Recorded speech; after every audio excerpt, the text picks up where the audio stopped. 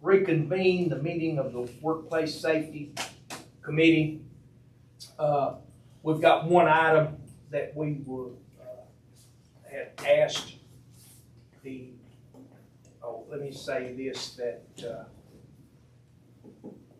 committee members here, along with myself, Rick Skillington, is Mr. Hagan, Commissioner Delano, Commissioner Sullivan, and we have Commissioner Dave right here also. Dealing with animals in the workplace, I hope all of you got a copy of the committee of the email, that resolution that, did you get it? When did it come out? Well, I don't know, All back from what a I'm week ago or so, I'm sorry. I sent it out to the email address that I have. There's the resolution, if you want to glance That over. was the day I called you, probably. Yeah. I haven't got it, no computer, I I don't can get no make email. copies. Okay. I can run there, Nancy. You know what, sometimes I wish I was exactly like you. Make a couple of them, One Mr. now, Delano. I one forgot Yes, sir. Mr. Delano did not have.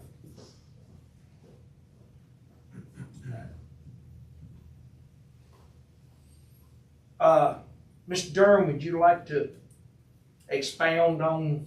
Sure. The policy is intentionally written, or this draft is intentionally written to be simple language, nothing fancy about it. I think it incorporates the notions that you all shared when we were last together, not only about the prohibition, the limited exceptions, but also the specific statement that supervisors were to enforce this policy, and a reminder that someone not enforcing this policy is in and of itself subject to discipline. There was some concern that, well, if we just say it, if we don't have any teeth in it, then what good is it? Well, we tried to bolster that, and oftentimes you'll see that in policies throughout government and the business world. This is the policy, and remember, it's supposed to be enforced, and if it's not, that failure is itself a violation of your employee responsibilities. It provides the exceptions that we talked about for service animals. It references or reflects the fact that there is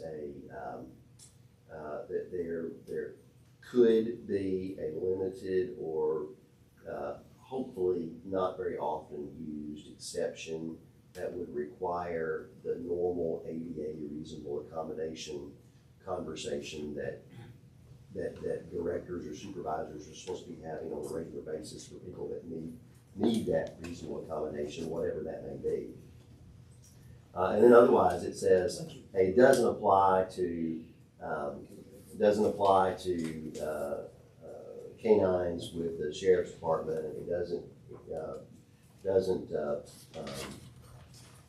apply to special needs of whatever that might be. If it were a school, I'd say an animal coming in to do some type of, this doesn't apply to schools, but to some animal coming in to do some sort of educational purpose, those are accepted on purpose. But otherwise it says there shouldn't be any animals in the workplace. Search and rescue animals. And what I liked about it was that the county employee will be responsible for providing the certification that the animal is a certified service animal. Because I've had some stuff pop up on my computer, and I don't know why, but it did, dealing with ordering certificates and vests and this type of stuff to save. Example was talking about saving somebody so many $1,000s a year by making their pet that they were having to have care for during the business day, turn it poof into a service animal where they could care to work to take care of it. So I'll give y'all a minute or two longer to look through this overview, and I apologize. I sent it to the address that I'm assuming that everybody in Mr. Delano, I apologize. Okay. I should have. Can I ask a Remember. question? Yes, ma'am. So, the senior center, we have 2 cats. Yes, ma'am. We are not employees of the county. However, the building is owned by the county. Yes, ma'am. Okay. We do have, signs up that states that we have animals there.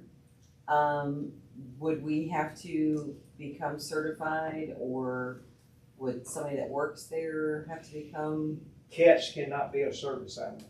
okay. Dogs and in rare occasion, miniature horses only. Okay, what about, we have pet therapy that comes in, would that be allowed? Do they bring the pets in with them and leave them? No, they come in, she comes in, she's from Folca.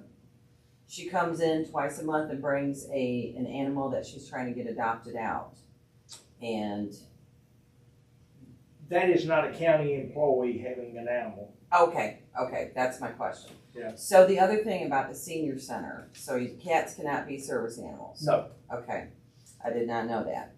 So what would be the way that we would be able to keep these cats in the center? They are very helpful to our seniors. The seniors would be very upset because they've been there for 4 years. What would we have to go about doing? Sure. I think that this policy applies to employees, Okay. not as in the county property itself. I think that would be a different measure that obviously the commission, you all could consider. But maybe facilities, I think there was some comment that maybe that's an obvious place for this next, to go forward. But I don't think that this policy would specifically prohibit animals from being on county property. They just can't be brought there by employees. But let me ask you a question. Okay. I'm allergic to cats. Yes. I'm a senior citizen. Mhm. Therefore, I cannot participate in your activities because you have cats on the premises. We've had that issue before. We have people that are allergic. Kelly Gibbs is one of the employees there, and she's allergic and she takes medication before she comes. We feel like the positives outnumber the negatives when it comes to that. That there's one cat that stays in our office, and the other cat, she loves people, and she will go out and kind of say hi to people and stuff like that. Most of our building does not have carpet. We clean it regularly. I mean, we've had people that have said something about that, but I think the positive outnumbers the negative when it comes to that. It's not gonna take but one lawsuit. It's been 4 years and we haven't had any issues. And I hope you don't. I'm just letting you know that we have seniors that really enjoy them, and it helps them with their anxiety, it helps with their blood pressure. I'm fully aware. I have a great nephew that has a companion animal that I have seen him get out on his hands and knees and hug this dog to keep from having a meltdown situation. Yes, it helps. But It helps. it's animals in county buildings. It sure does open the county up and the senior center up for some major liability, the way I see it. Okay. What if, I mean, we have insurance, we have general liability. And that is separate and apart from county coverage. Mhm. That's true. Mr. Sullivan, Well, I was just gonna ask in regard to that, could any of this be subrogated back to the county because it is a county building in some form, way, shape, or another? In regular circumstances, or in general circumstances, yes. I will admit, and in full disclosure, I am and have been chair of the Senior Citizens Corporation that manages that organization since Chris Sockwell told me I had to be years ago.